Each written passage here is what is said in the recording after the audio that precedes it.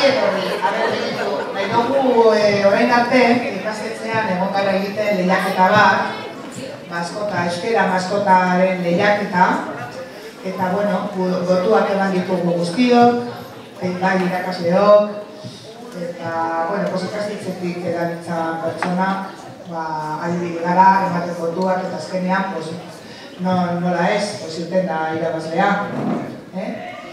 Estoy comentando que hemos hecho estos últimos días en el colegio un concurso para sacar una mascota, la mascota que sea del Colegio San Félix de Euskera. Y bueno, pues se han presentado unos dibujos, unas mascotas muy bonitas, preciosas. Y al final pues hemos votado a la que nos parecía pues la más bonita, la más acertada, la que más daba con nuestro carácter. Y bueno, pues aquí tenemos a la persona ganadora. Es una alumna que se llama Ivone y ahora le vamos a dar un aplauso para que salga hasta aquí.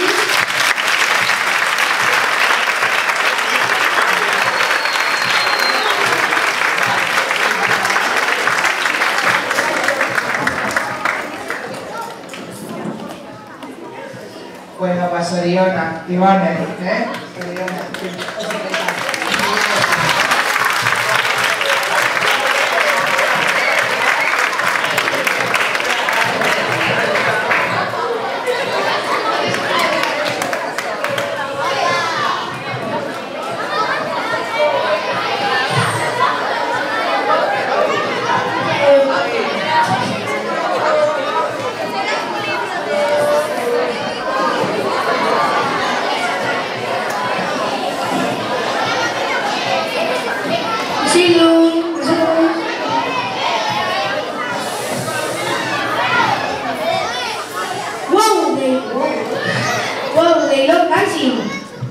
Yes, and we love it too. That's we Primary 6 is presenting you a sketch with some dances. Let's have fun. Please applause.